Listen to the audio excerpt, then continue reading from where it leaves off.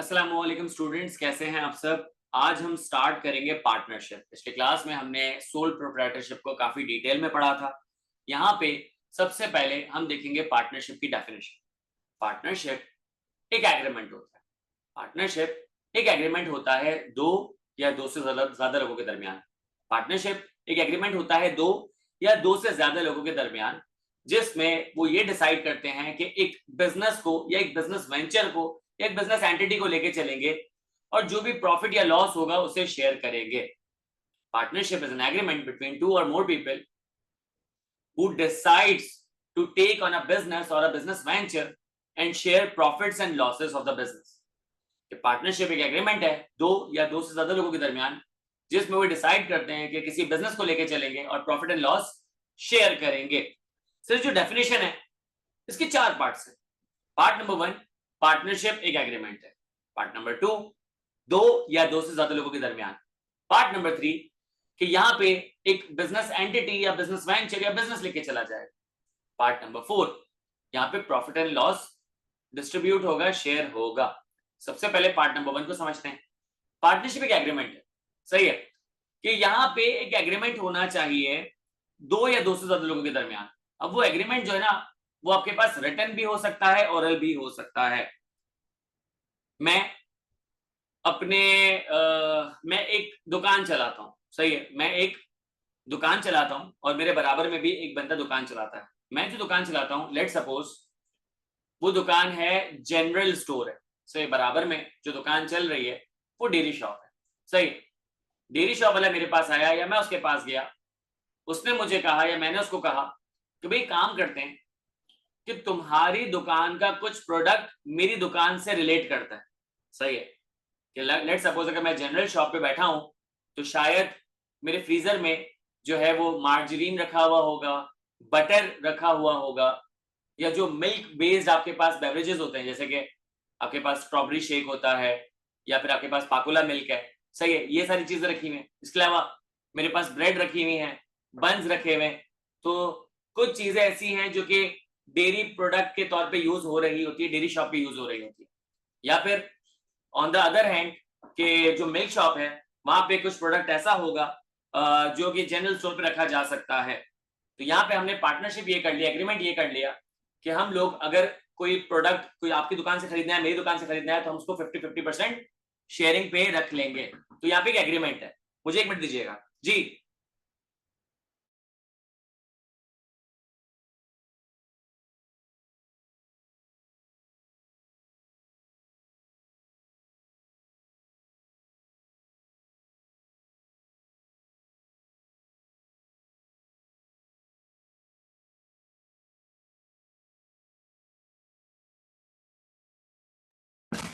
तो यहाँ पे एक एग्रीमेंट है और ये एग्रीमेंट क्या हुआ, सिर्फ ऑरल हो। अब मैंने उससे बात की, उसने मुझसे बात कर ली, इसका मतलब है पार्टनरशिप स्टैब्लिश हो गई। अब यहाँ पे ये भी हो सकता था कि उसने कहा कि नहीं यार, अभी हम सिर्फ बोल रहे हैं, कल को हम जो है उस पर अमल नहीं करेंगे, तो एक काम करते हैं कि जो भी हमने बातें की उसको पीस ऑफ पेपर पे लिख के साइन कर लेते हैं। तो पार्टनरशिप एग्रीमेंट जो है ऑरल भी होता है कि मैंने कहा आपने सुना, आपने कहा मैंने सुना, ऑरल एग्रीमेंट हो गया। या फिर वो रिटन एग्रीमेंट भी हो सकता है जिसमें हम पीस ऑफ पेपर पे सारे टर्म्स एंड कंडीशन लिख देंगे, उसको साइन कर देंगे, सही है। तो पहला पार्ट पार्टनरशिप एक एग्रीमेंट है। दूसरा पार्ट, अब यहाँ पे दो या दो से ज्यादा लोगों के दरमियान, यानी कि पार्टनरशिप में कम अज कम आपके पास दो ओनर्स होते हैं। अगर आपके पास एक ओनर होगा तो वो सोल प्रोप्राइटरशिप कहलाएगा। तो सर दो से ज्यादा कितने, तीन, चार, पांच, 10, 15, 20 या उससे ज्यादा। तो मैक्सिमम आपके पास जो कैपेसिटी होती है वो होती है 20। कुछ आपके पास केसेस ऐसे होते हैं कि जिसमें आपके पास 20 से ज्यादा या 20 से कम भी लिमिट हो जाती है, सही है। तो यहाँ पे 2 से 20 तक, सही है, दो या दो से ज्यादा का मतलब है 2 से 20 तक। उसके बाद अगला पार्ट है कि वो कोई ना कोई बिजनेस वेंचर लेकर चल रहे हो, कोई ना कोई बिजनेस जो है कर रहे हो। अब यहाँ पे बिजनेस का मतलब ये है कि या तो वो गुड्स प्रोवाइड कर रहे हो या सर्विसेज प्रोवाइड कर रहे हो, या गुड्स एंड सर्विसेज दोनों प्रोवाइड कर रहे हो। चाहे उसको मैन्युफैक्चर करके प्रोवाइड कर रहे हो या सीधा सीधा अक्वायर करके खरीद के आगे बेच रहे हो। आपने ऐसे बिजनेसेस देखे होंगे जो कि खुद से रॉ मटेरियल को फिनिश गुड्स में कन्वर्ट करते हैं और आगे सेल करते हैं। आपने कुछ बिजनेसेस ऐसे देखे होंगे जो एक जगह से क्या करते हैं, फिनिश गुड परचेज करते हैं और दूसरी जगह सेल कर देते हैं, और कुछ लोग सिर्फ सर्विसेज प्रोवाइड कर रहे होते हैं। तो ये बिजनेस की कैटेगरीज में आ जाती है सारी चीजें, ठीक है सर। तो ऐसा कौन सा एग्रीमेंट है कि जिसमें बिजनेस एक्टिविटी नहीं हो रही? मैं आपको एग्जांपल देता हूँ। भाई दो दोस्त थे, उन्होंने कहा कि भाई मेरे पास भी 10 लाख रुपए पड़े, तुम्हारे पास भी 10 लाख रुपए पड़े, काम करते हैं 20 लाख रुपए जोड़ते हैं और बैंक में रख देते हैं फिक्स्ड अकाउंट पे। तो फिक्स्ड अकाउंट पे साल के एंड में जो हमें 17% प्रॉफिट मिलेगा ना, हम क्या करेंगे, इक्वली शेयर कर लेंगे। सर वो जो 17% प्रॉफिट नहीं है वो इंटरेस्ट है, सही है। तो यहाँ पे बैंक में पैसे रख के सूद खाना इज नॉट बिजनेस, ये बिजनेस वेंचर नहीं है, बिजनेस एंटिटी नहीं है, बिजनेस एक्टिविटी नहीं है। तो यहाँ पे जो भी पार्टनर्स मिलके काम कर रहे हो वो कोई ना कोई बिजनेस का काम होना चाहिए, मतलब सर्विसेज रेंडर कर रहे हो, सही है, ट्रेडिंग कर रहे हो या फिर मैन्युफैक्चरिंग कर रहे हो। फिर उसके बाद चौथा जो पार्ट है कि प्रॉफिट एंड लॉस शेयर हो रहा हो।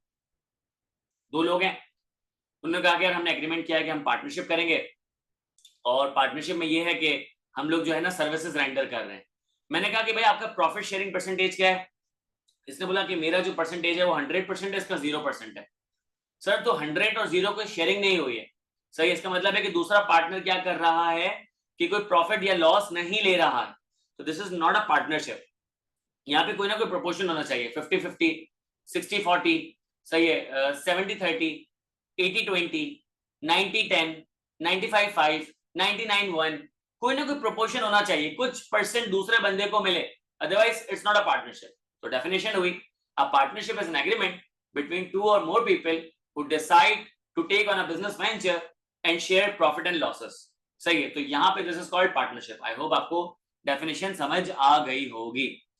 अब यहाँ पे इन्हीं पैराग्राफ्स में लिखा हुआ है कि आपके पास दो किस्म की पार्टनरशिप होती है, एक होती है जनरल पार्टनरशिप, एक आपके पास होती है लिमिटेड पार्टनरशिप, सही है।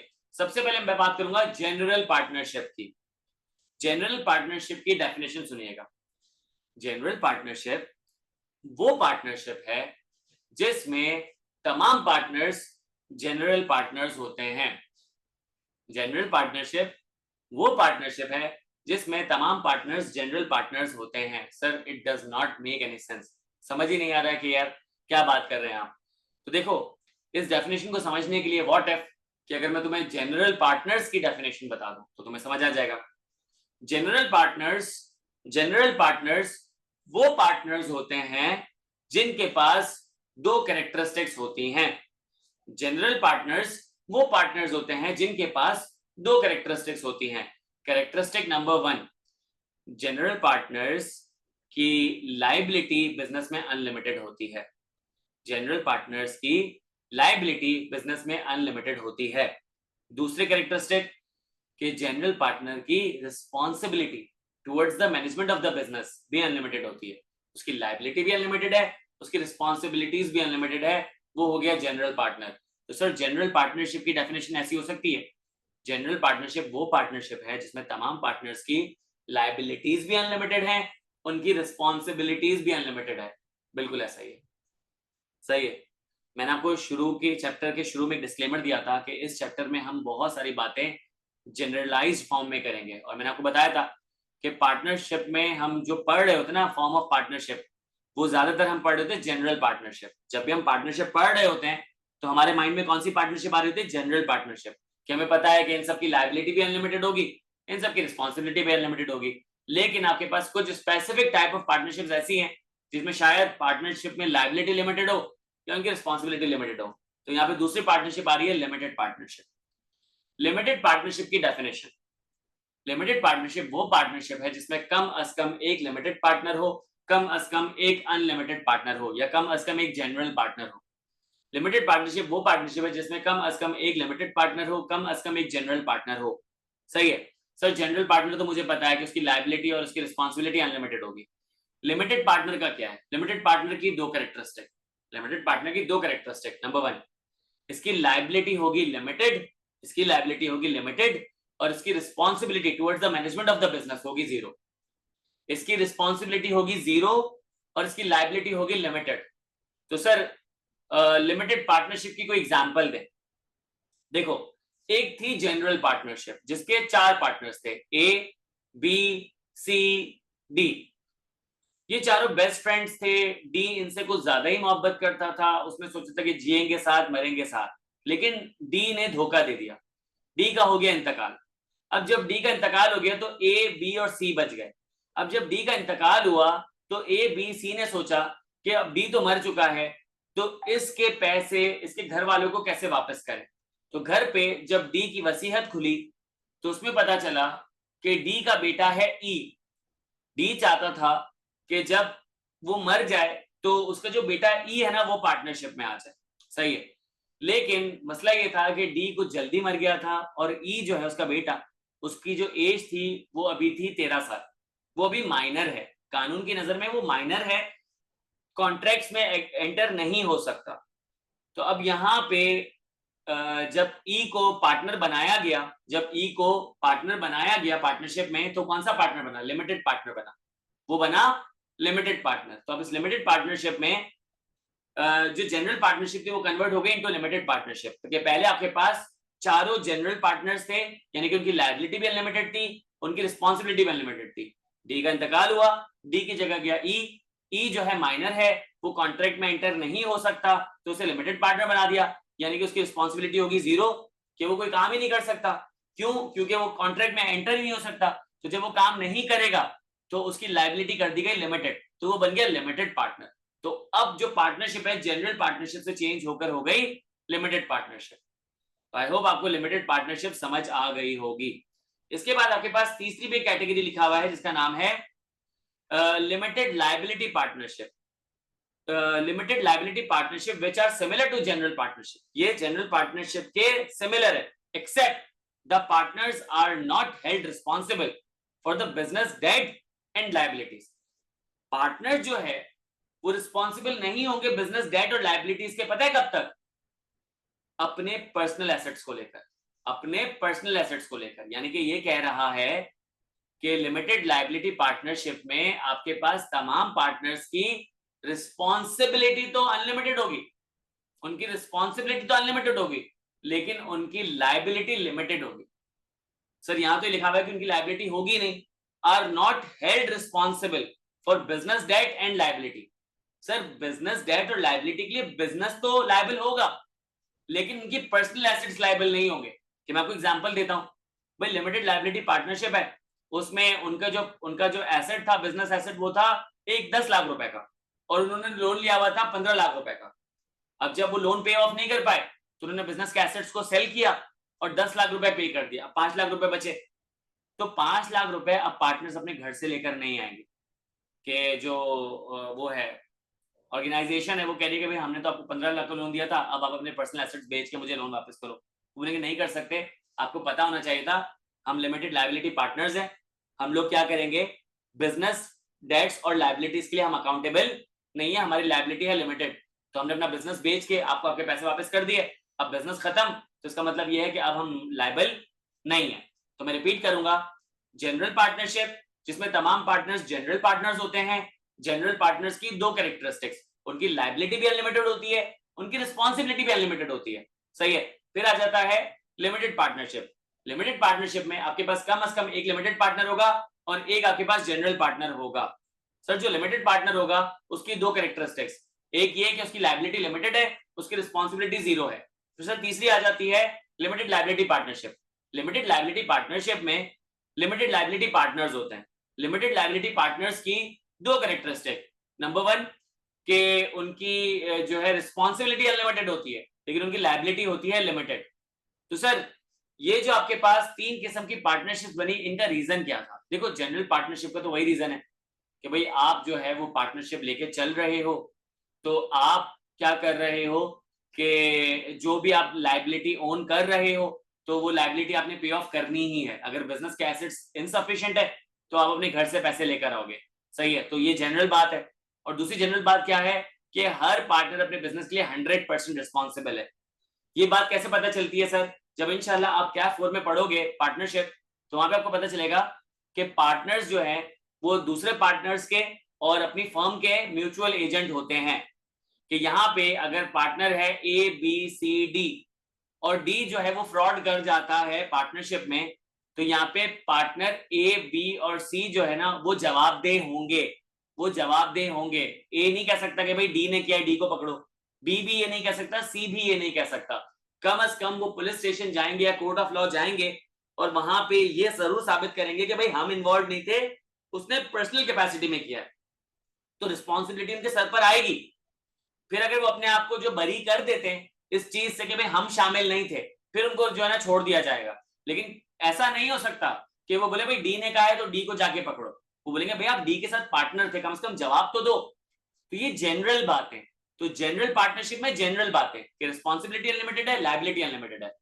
लिमिटेड पार्टनरशिप की बात करूं तो यहाँ पे मैंने आपको कॉन्सेप्ट बता दिया कि सम टाइम आप एक लिमिटेड पार्टनर लगाते हो। सही है, सारे जनरल पार्टनर है, कम से कम एक लिमिटेड पार्टनर लगाते हो। सर रीजन ये है कि आपको लेट सपोज एक तो माइनर वाला केस बता दिया कि एक ऐसा पार्टनर जो कि कॉन्ट्रैक्ट में एंटर नहीं हो सकता लेकिन उसको फिर भी पार्टनर बनाया जा रहा है, तो जाहिर सी बात है कि वो बिजनेस डीलिंग में तो इन्वॉल्व ही नहीं होगा क्योंकि वो कॉन्ट्रैक्ट में एंटर नहीं हो सकता।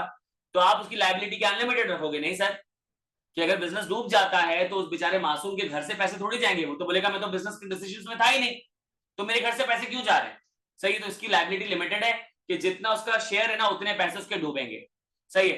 एक और एग्जांपल ये हो सकती है क्योंकि बहुत फेमस पर्सन है, आपने उसको बोला कि भाई आप बिजनेस में कोई काम वगैरह नहीं करो लेकिन आप जो है ना बस पार्टनर बन जाओ हमारे, ताकि लोग जो है ना आपके नाम से हमारे साथ बिजनेस करेंगे। तो उसने बोला कि भाई फिर भी रिस्क है कि अगर तुम ये बिजनेस डुबा देते हो तो मेरे घर तक बात आ जाएगी। उसने बोला घर तक बात नहीं आएगी, आपकी लायबिलिटी हम लिमिटेड कर देते हैं।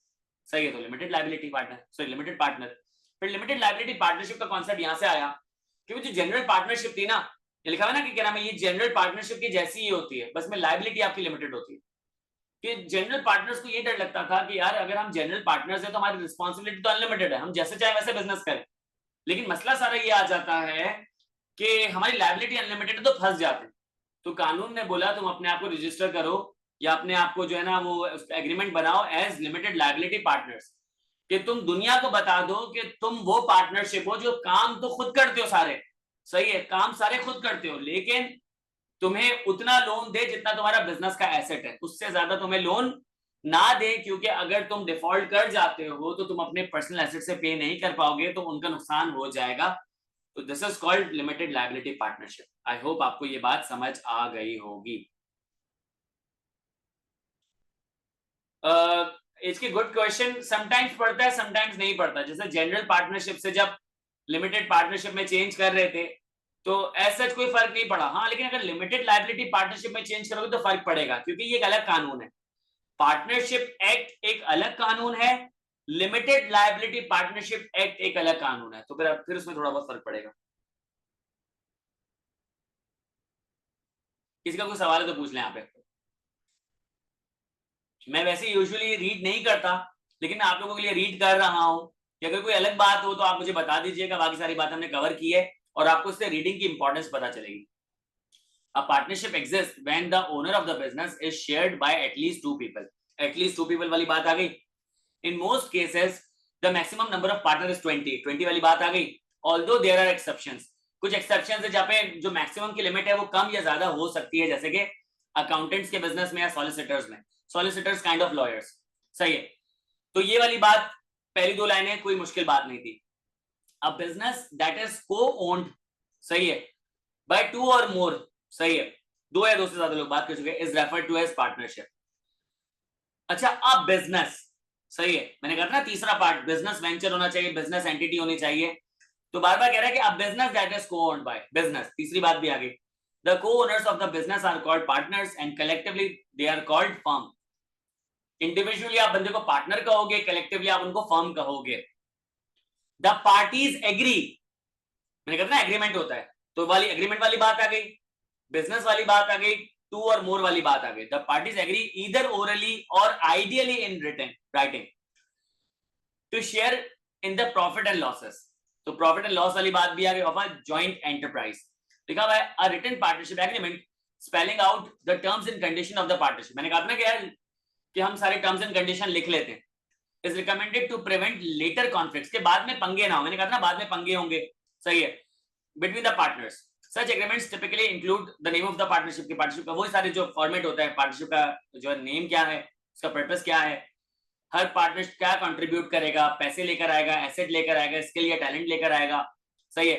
वो रिस्पॉन्सिबिलिटीज को आउटलाइन कर देंगे, ड्यूटीज को आउटलाइन कर देंगे, कंपनसेशन को आउटलाइन कर देंगे, कोई सैलरी वगैरह ले रहा है, प्रॉफिट एंड लॉस के बारे में बता देंगे, और बहुत सारे पार्टनर्स प्रोविजन, जैसे कि नया पार्टनर आ रहा है, पुराना पार्टनर छोड़ के जा रहा है, अगर आप डिसॉल्व करोगे पार्टनरशिप को, खत्म करोगे, तो ये सारी बातें आप लिख दोगे।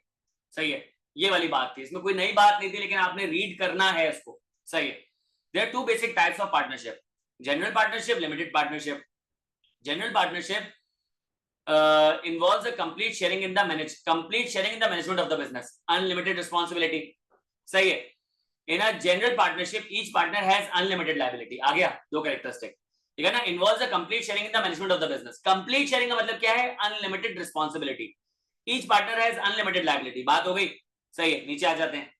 A limited partnership, at least one general partner who assumes unlimited liability, and at least one limited partner whose liability is limited to his or her investment.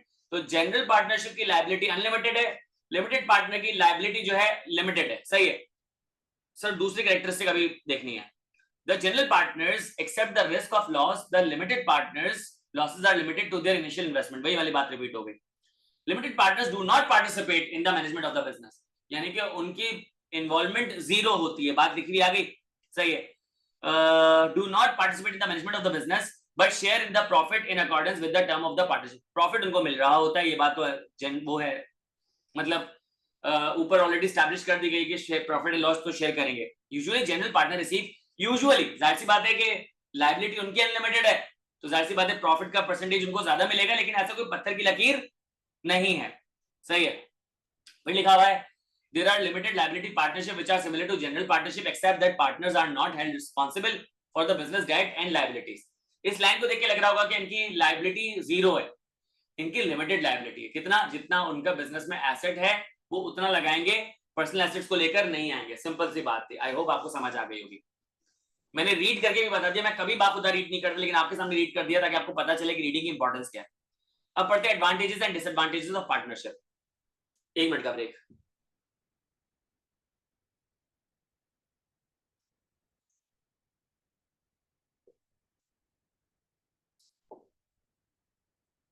किसी का कोई सवाल तो पूछ ले।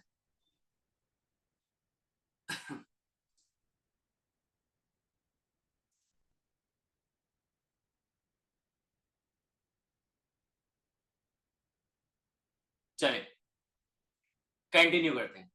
Advantages of partnership. सबसे पहले एडवांटेज है ईज ऑफ फॉर्मेशन, कि जिस तरीके से सोल प्रोप्राइटरशिप को एस्टैब्लिश करना आसान था, उसी तरीके से पार्टनरशिप को एस्टैब्लिश करना भी एक आसान प्रोसेस होता है। सिंपल सी बात है। एग्जांपल भी मैंने आपको दी, ओरली जाके बात कर लो, पार्टनरशिप कर लो। दिस फिर advantage higher availability to raise funds. मैं देखो, दो पार्टनर्स थे, उनको पैसों की जरूरत पड़ी, उनको लगा यार बैंक से लोन लेना बेकार है अभी, उन्होंने कहा काम करते तीसरा पार्टनर ऐड कर देते। तीसरा पार्टनर आ रहा, उसको बोला भाई तुम भी काम करो, हम दोनों के बिजनेस में जो ना 50-50 लाख रुपए पड़े, तुम भी 50 लाख रुपए ले आओ। तो जो 50 लाख रुपए ऊपर से आएंगे, आप बिजनेस में इन्वेस्ट कर सकते हो, उससे बिजनेस को ग्रो कर सकते हो, कुछ भी कर सकते हो। चौथा, पांचवा, छठा, सातवां, तो आपके पास जो है ना फंड्स थोड़े से बढ़ जाते हैं, फंड्स को रेज करने की एबिलिटी थोड़ी सी बढ़ जाती है। ठीक है। फिर आगे आपके पास लिखा हुआ है कंबाइंड नॉलेज एंड स्किल्स। याद है आपको मैंने सोल प्रोप्राइटरशिप का एक डिसएडवांटेज बताया था कि वहां पे आपके पास लिमिटेड स्किल्स होती है, यहाँ पे आप अपनी नॉलेज और स्किल्स को कंबाइन कर सकते हो। इसकी एग्जांपल देता हूँ। भैया भाई डॉक्टर हो, आपने रेंट पे एक जगह खरीदी और आप जो है वहां पे लेट सपोज एक रूम में बैठ के जो है वो लोगों, आप चेस्ट स्पेशलिस्ट हो और आप अकॉर्डिंगली लोगों को देख रहे हो, तो ट्रीट कर रहे हो। बराबर में एक छोटा सा रूम खाली पड़ा हुआ था, तो आपने सोचा, आपने ऐड लगा दी कि भाई मुझे एक पार्टनर चाहिए जो कि लेट सपोज स्पेशलिस्ट हो ईएनटी में, सही है, एयर थ्रोट एंड नोज में। तो एक बंदा आपके पास आया, उसने कहा ठीक है यार मैं पार्टनरशिप करना चाहता हूँ तुम्हारे साथ।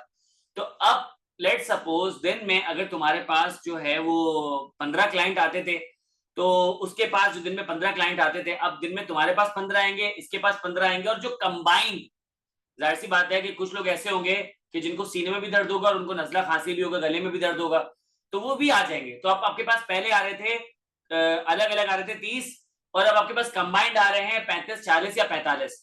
तो सर ये जो आपके पास एक्स्ट्रा 5, 10, 15 आ रहे हैं ना, this is called synergy. Synergy में क्या होता है, एक एक से भले दो, एक और एक 11, दो और दो 5, two heads are better than one. तो सिनर्जी क्रिएट हो जाती है, काम में एफिशिएंसी बढ़ जाती है। तो जितने ज्यादा स्किल्स होंगे उतना ज्यादा फायदा होगा। भाई लोग हॉस्पिटल क्यों जाते हैं? हॉस्पिटल पे जो ओपीडीज होती है ना, वहां पे क्या होता है कि अलग अलग डॉक्टर बैठे होते हैं। वहां पे आपको जो है वो चेस्ट स्पेशलिस्ट भी मिल जाएगा, वहां पे आपको ब्लड स्पेशलिस्ट भी मिल जाएगा, किडनी स्पेशलिस्ट भी मिल जाएगा, चाइल्ड स्पेशलिस्ट भी मिल जाएगा, ठीक है। तो आपको अलग अलग जो है वो डॉक्टर्स मिल जाते हैं। सही है, तो ये फायदा हो जाता है आपको। तो कंबाइंड नॉलेज स्किल्स का फायदा उठा लिया आपने यहाँ से, ठीक है। फ्लेक्सिबिलिटी ऑफ डिसीजन मेकिंग, आप डिसीजन मेकिंग में फ्लेक्सिबल हो जाते हो। मैं आपको एग्जांपल दूंगा IQ स्कूल ऑफ फाइनेंस की। भाई मैं सर मुर्तुजा के पास कभी जाता हूँ ना, मैं उनको कहता हूँ कि सर वो सर इब्राहिम मौजूद नहीं है अभी फिलहाल कैंपस में और ये काम अर्जेंट है। तो वो सर इब्राहिम के बिहाफ पे वो डिसीजन मेकिंग कर लेते हैं। मैं कभी सर इब्राहिम के पास जाता हूँ, मैं कहता हूँ सर वो सर मुर्तुजा अवेलेबल नहीं है, अर्जेंट काम है, तो वो सर मुर्तुजा के बिहाफ पे वो काम कर देते हैं। मतलब एक पार्टनर अवेलेबल नहीं तो दूसरा पार्टनर अवेलेबल होगा। सोल प्रोप्राइटरशिप एक ही बंदे से चल रही होती है। अब वही बंदा मौजूद नहीं है तो उसका मतलब है जब तक वो मौजूद नहीं है काम नहीं होगा। यहाँ पे अगर आपके पास 5 पार्टनर हैं और 4 अवेलेबल नहीं है, एक अवेलेबल है, तो उसका मतलब ये है कि आप उससे काम करवा सकते हो।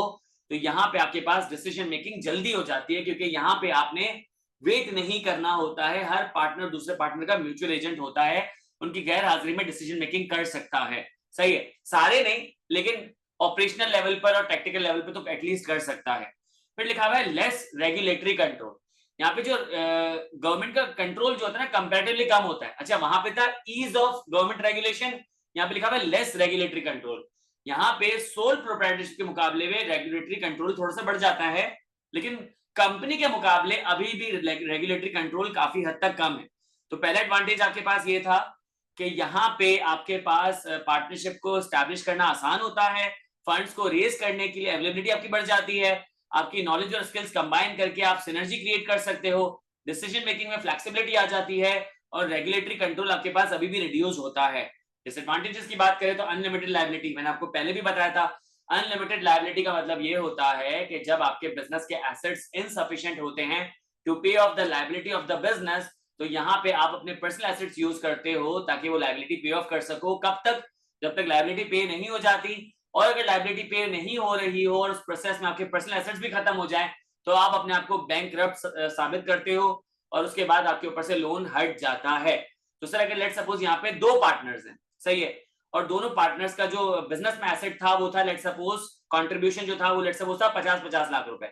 अब आपने जो लोन उठाया हुआ था वो उठाया हुआ था 2 करोड़ का, 2 करोड़ का। तो यहाँ पे क्या हुआ, आप डिफॉल्ट कर गए, तो आपने क्या किया, अपना बिजनेस बेचा, 1 करोड़ रुपए वापस कर दिए, अब बचे 1 करोड़ रुपए। जो पार्टनर ए था उसके पास जो प्रॉपर्टी थी वो थी टोटल 40 लाख रुपए की। पार्टनर बी के पास जो प्रॉपर्टी थी लेट सपोज वो थी 80 लाख रुपए की। तो यहाँ पे वैसे तो दोनों ने 50-50 लाख रुपए कंट्रीब्यूट करने थे, लेकिन यहाँ पे इसने 40 लाख कंट्रीब्यूट किया और इसने अपने आप को बैंकरप्ट दिखा दिया। अब लायबिलिटी बची है 60 लाख रुपए की। जो पार्टनर बी है ना, अब उसको 60 लाख रुपए पे करने पड़ेंगे। वो बोलेगा भाई ऐसा क्यों, हम दोनों तो 50-50 पे करने पड़े थे। तो यहाँ पे कहा जाएगा कि इसकी जो है वो एसेट खत्म हो चुके हैं, तो अब तुम्हें एक्स्ट्रा 10 लाख रुपए पे करने पड़ेंगे। तो this is called unlimited liability. तो 80 लाख में से वो 60 लाख रुपए पे करेगा, तो जो 20 लाख उसके बाद बच गए तो अब वो क्या करेगा कि उसको समेट के बैठेगा। लेकिन यहाँ पे क्या है कि अपनी लायबिलिटी पूरी पे करनी होती है, तभी ये कहलाता है अनलिमिटेड लायबिलिटी। ऐसा नहीं होगा कि यार इसने 40 पे कर दिए, तुम्हारे 50 बनते थे, तुम 50 पे कर दो, 10 हम माफ कर देते हैं, ऐसा नहीं होगा। अनलिमिटेड का मतलब है कि पूरा एंड तक पे करना है। सही है। शेयरिंग ऑफ प्रॉफिट, ये एक डिसएडवांटेज है। सर डिसएडवांटेज ये नहीं है कि प्रॉफिट शेयर करना है, डिसएडवांटेज ये है कि कोई फेयर फॉर्मूला नहीं है। कभी पार्टनर ए को लगेगा कि मुझे फेयर प्रॉफिट का परसेंटेज नहीं मिल रहा है, कभी पार्टनर बी को लगेगा कि मुझे जो है वो प्रॉफिट कम मिल रहा है, कभी ए बोलेगा मैं ज्यादा काम करता हूं, कभी बी बोलेगा मैं ज्यादा काम करता हूं। तो यहाँ पे आप जो भी फॉर्मूला सेट कर लो ना कभी कॉन्फ्लिक्ट आएगा ही, क्योंकि ए को कभी लग रहा होगा कि इस 6 महीने मैंने ज्यादा काम किया है, उसको लगेगा 3 महीने मैंने ज्यादा काम किया है, उसको लगेगा इस साल मैंने ज्यादा काम किया है, वो कहेगा पिछले 1.5 साल से मैं ज्यादा काम कर रहा हूँ। तो इस चक्कर में ना शेयरिंग ऑफ प्रॉफिट में मसला रहता है, डिफरेंस ऑफ ओपिनियन। मैंने आपको एग्जांपल दी थी, सोल प्रोप्राइटर था, गर्मी में आइसक्रीम बेच रहा है, सर्दी में सूप बेच रहा है, कभी वो फ्राइज बेच रहा है, कभी वो जो है कपड़े बेच रहा है, उसकी मर्जी है। वो जैसे चाहे बिजनेस को कंट्रोल कर सकता है, डिसीजन मेकिंग कर सकता है। यहाँ पे डिफरेंस ऑफ ओपिनियन की वजह से आपके डिसीजंस डिले हो जाते हैं। पार्टनर ए कहता है दिन तो पार्टनर बी कहता है रात। अब दोनों लड़ रहे हैं। और फिर दोनों म्यूचुअली डिसाइड करते चलो एक काम करते शाम कर लेते।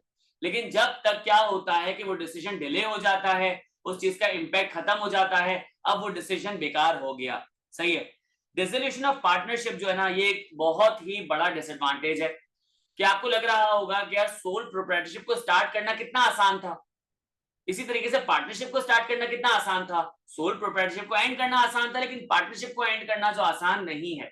यहाँ पे बहुत सारे कॉन्फ्लिक्ट्स आ रहे होते हैं। भाई पार्टनरशिप थी A B C D, partner D का इंतकाल हो गया। अब पार्टनर डी का जब इंतकाल हुआ तो उसका जो कैपिटल था, अब उसके घर वालों को पेमेंट करनी है। अब उसकी बेवा जो है वो कह रही है कि भाई इसका शेयर मुझे सेल कर दो। सही है।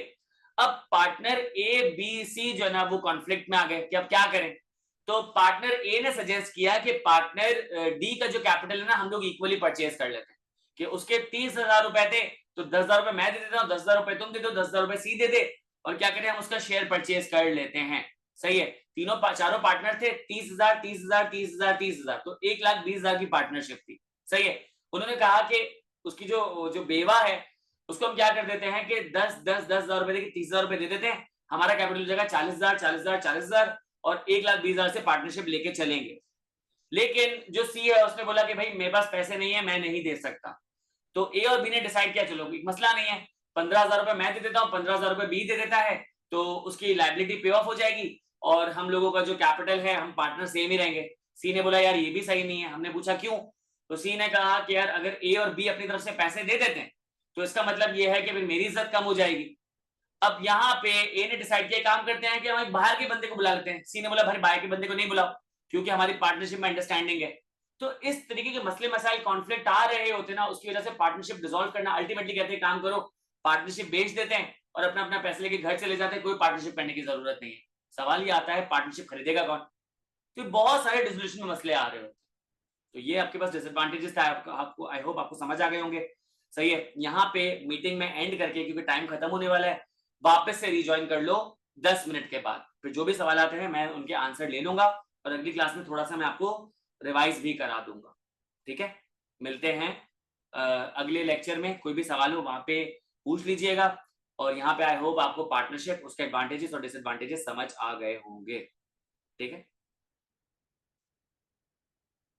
10 मिनट